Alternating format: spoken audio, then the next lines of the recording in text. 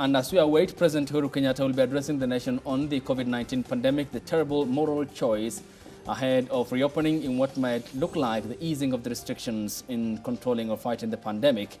And we'll be bringing you the live address from State House here in Nairobi County. When we come back from the break, totally a different discussion on what has been underpinning the war on terror ever since 2001, when George Bush led the war on terror campaign. That's radicalization. It had a wholesome effect globally, and Kenya wasn't spared. That's coming up next after the break here on the broadcast station.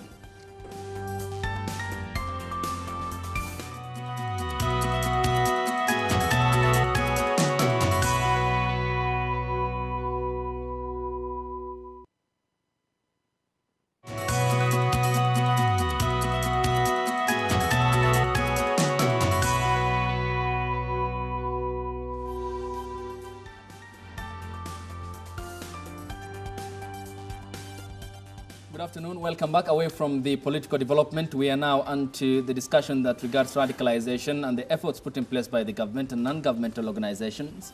We're joined by Gilbert Moita, who is the Training and Outreach Manager. I Choose Africa. Thank you, Gilbert. Gibson. Your time is appreciated. Gilbert Onyango is Regional or the County Commissioner's Office, Nairobi County, based at the Ministry of Interior and Coordination of National Government, two organizations that have come together and talk about this critical matter which has been underpinning the war on terror campaign globally, but we take only note of its effect here in the country and what they have in the basket in terms of countering radical extremism in Kenya. Thank you so much. Your time is appreciated.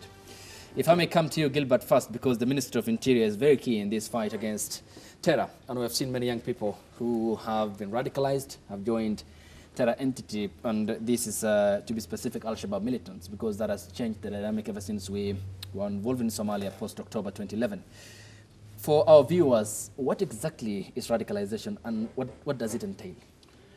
Basically, radicalization is about managing someone's mind. I want to put it in a very layman's language, whereby people are reached, and the change of ideology is what people think about themselves and about the system. If they feel the system is not working for them, they go against that system. And that is how people get radicalized, so that they follow other extreme ideologies. And our young people all over this country, not only in Nairobi, but all over this country, basically we thought there are only few areas or few counties where people get radicalized. Radicalization is taking place in each and every county in this country. And that's why the national government, they have come up to ensure that each and every county must come up with a county action plan to prevent and counter violence extremism. Yes. And how effective is this? Because when you talk about counties, I'm sure as the ministry using the intelligence, then your focus is on the 5 frontline counties of Wajir, Garissa, and Mandera, because they border the hotspot center where Al-Shabaab does hail from. That is perception. That is perception of people. But recruitment is taking place even in the counties that people don't even know. Go back to Busia. We have history on Busia. Go back to Siaya. Go back to Trans Nzoia. The history there. That is why the county action plan is going to engage each and every sector in the community to be involved. Initially, people thought it is only the national security, police and the national intelligence, then the anti-terror police that were responsible. But the government discovered it is important to engage the people from the grassroots. People selling vegetables, border operators, so that they have a role to play. That is why when the county action plan came up through the presidential order, he said that each and every county to come up with its own county action plan that suits that county, to ensure each and every person, the media is involved, the business community involved, religious leaders, the youth, the small SMEs that are working in those areas are involved. And that is why each and every county has different pillars that are engaging. Like in Nairobi, we have got 5 pillars that we want to look into. The first one is education pillar. We have economic pillar, ideological pillar, law enforcement, and then we also have the media that now takes cast across. Okay. Yes. In terms of coverage, in terms of information? In terms of information, awareness. Yeah, because if you want to talk about economic impact on the, as a push and pull factor, yes. how do you reach out to these people? Okay. You need the media. Okay, we will come to the pull and pull factors because it is evident that what underpins that also underpins other areas across the globe. Yes. But purposely we're talking about the Kenyan agenda. Gibson Moita, yeah. what Gilbert is talking about is basically an approach that is people-centered. Sure. I mean, what applies in Kisumu County might not apply in Lamu County True. or in Mandera County. Very true. Then how does the government here and the key stakeholders who are involved, you and Gilbert included, develop a communication channel to communicate with the people, not to, so that you can establish a two-way communication channel? True. And of course, you're very right. First of all, just agreeing with him, and of course, alluding to what you're saying, that some of the things that are really driving individuals to being radicalized and getting into violent extremism are very context county specific.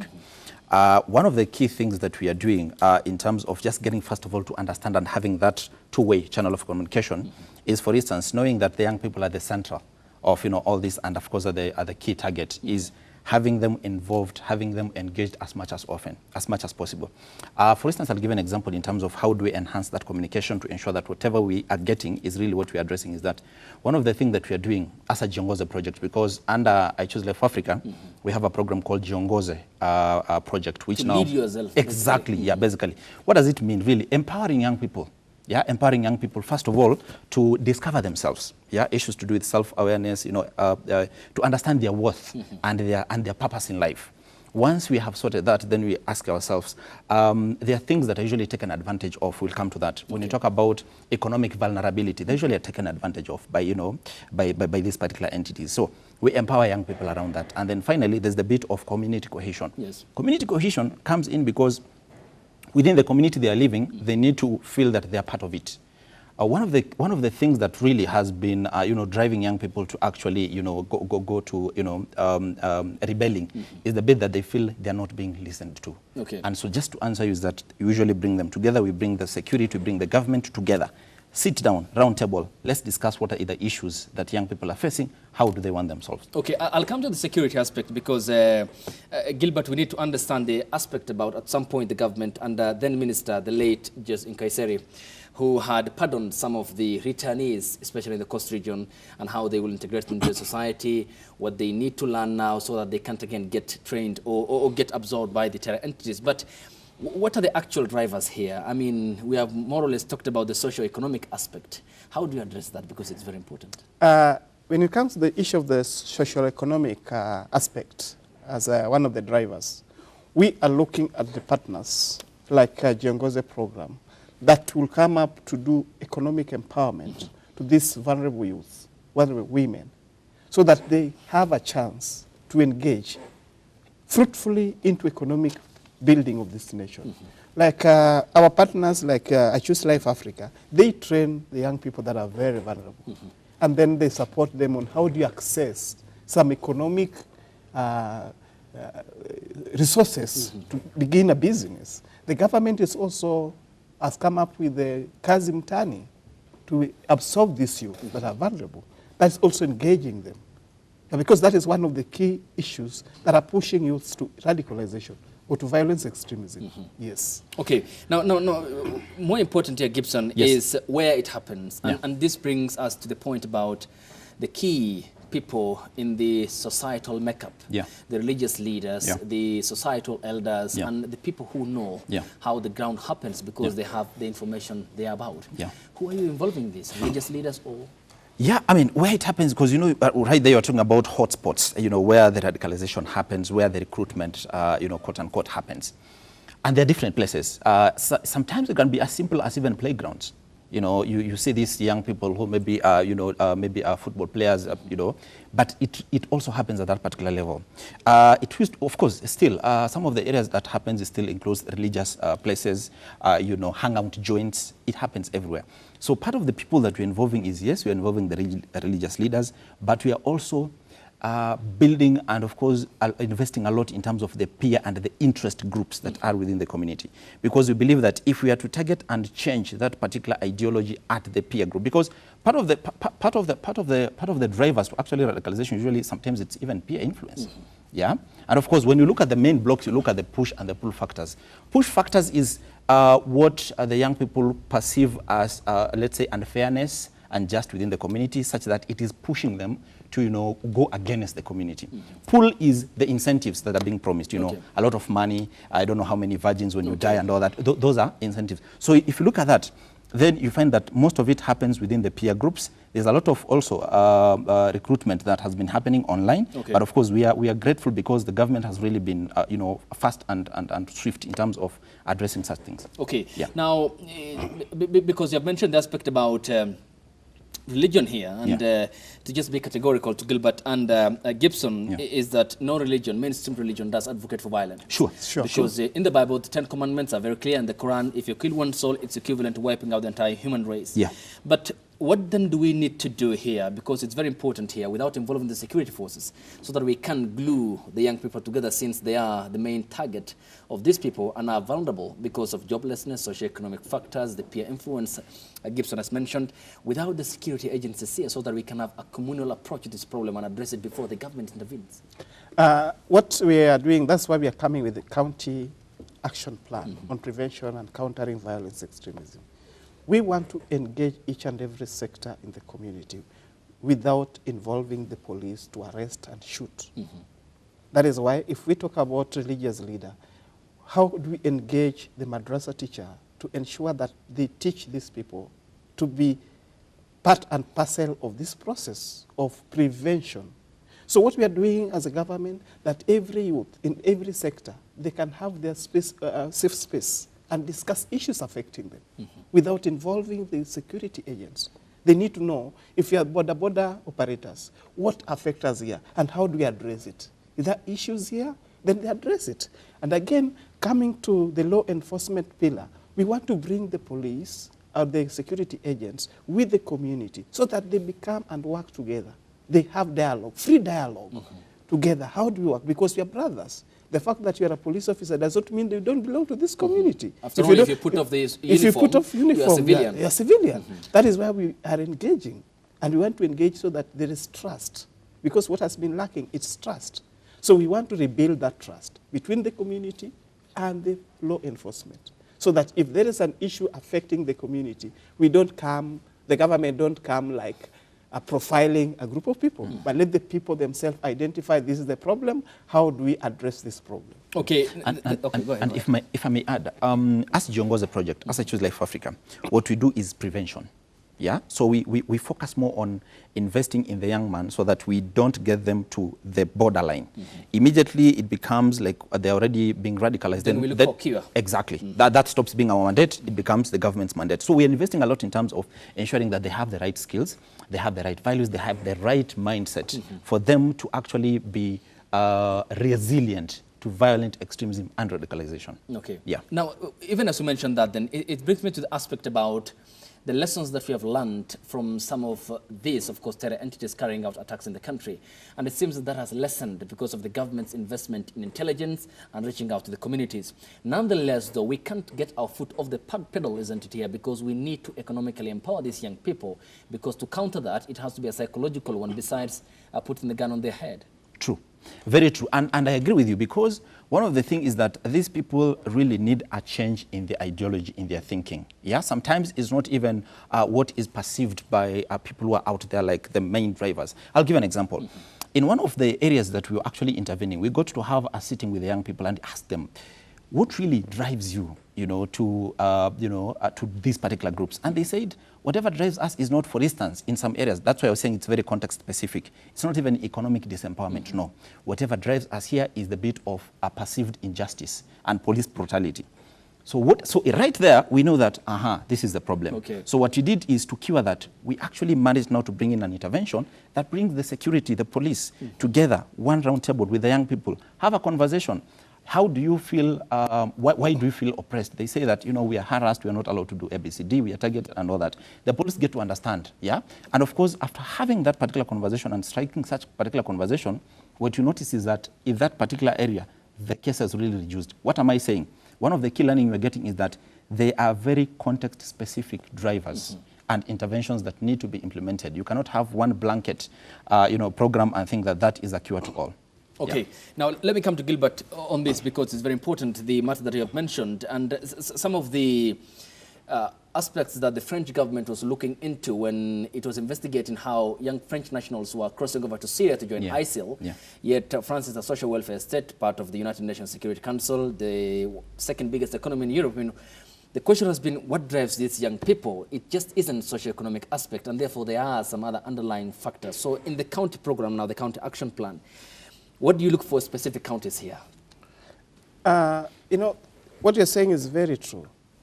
When people don't own the process, then they have to reject it. One key thing that we want to do in the county action plan is ownership. Can the people own this process? And that is why the civil society organization, the media, and all other sectors, we want each and every sector to own this process so that people don't perceive it to be a government-led process. It is the people-led process. So the key thing here is let people themselves own it and go and use it to ensure that we prevent this extremism activities in our community. Because if you don't allow the young people to own the process, then they will ignore it. They'll never do anything about it. They'll never share with you any information. But if you tell them this is your process, you can organize theater groups, do performance, passing information about radicalization, creating awareness in your community, then they own it. But if we don't allow and give them space to own it, then they'll never support it. That is the different thing that we want to do in Nairobi. We want the people of Nairobi, the young people, to own the process. And that is why even as we launch, we want each and every sector, Boda Boda, what can you do? Mama Mboga, what can you do? The teachers, what can you do? The security enforcement, what can you do? The civil society offering some economic packages to the young people, what can you do? We don't want to influence what they can do. We only give them direction. This is what you can do to let us achieve this, achieve the common goal. Okay. Now, another important factor here, coming to you, Gibson, is the key stakeholders. Sure. And let me just cherry pick on women. They are very key because Very mothers are embodiment of reason. They are the pillar that holds together the house. True. I mean, they know the kid from the bringing, from the breastfeeding program up to when he becomes an adult. He communicates more with the mother than the father because of that sort of symbiotic relationship. How are you involving women, and also to Gilbert, who will be coming after you, so that they can also own this process and be the dependent factor that is at the center point of your entire move? Very good. And actually, I'll tell you, other than being the center, women can also be an arsenal that can be used for or against. Because one of the things that we have seen is that even some of the guys who go to the extreme sometimes are usually pushed actually by the women. By the fact of being told, if you don't do this, you're not a man enough. And the guy just, he's set, and now this cross over to the other side. But now, on the advantage side, on the pro side, is that for sure, women are custodian of values, even in families. And even our project targets 60% of women and only 40% of men, because we know that if we invest there, we have them, buy into the program, we have them so much involved into this, then we are able to capture that as early as it is at the family level. Because we believe values are instilled at the family levels, women play a critical role. They are so much involved, even in the designing phase, all the way from designing to implementation, even all the way to evaluation and seeing what are some of the things that we know we need to improve on, what are some of the things that we need to do as far as the involvement is concerned. So they're very key, and we have used them quite well. Yeah, we are really engaging women from all sectors. We are using Maendeleo ya Wanawake as one of the key partners because they have the structures all over this country. We also have got other women organizations like Women in International Security.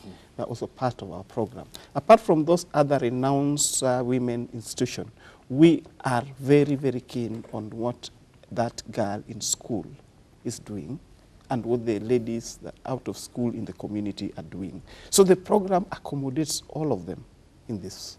What are the women groups, the young girls that are doing football? So women are really, really part of this, whatever age they are. Okay. We are engaging them. All right. And we're giving them priority. Okay, then there is the entire aspect about the counter-actual plan. I'll come to you on whether the pardon by the government at the time, 2015, when the then Interior Minister, that is the late Joseph Nkaiseri, was the head. But in terms of the counter-action plan on countering violent extremism, in tomorrow's talk then, what are the key priorities that you will be emphasizing as you go forward in terms of finding a solution and even creating a society that is harmonized and is free from violence? Starting with you. First of all, we have come a long journey in terms of adapting, the PCV program into the county action plan, which is basically an adaptation from the national one.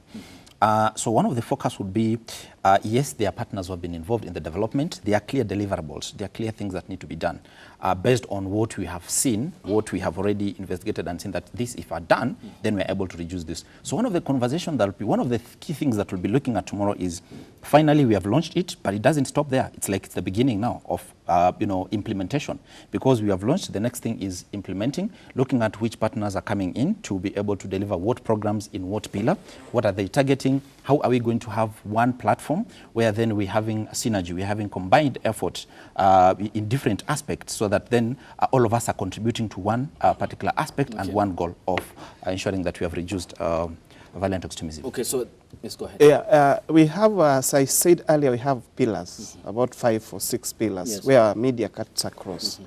We are identifying the partners that are what strength in those pillars. So that when we talk about economic pillar, which are the partners that have got strength in the economic pillar, that they can build synergy so there is no competition.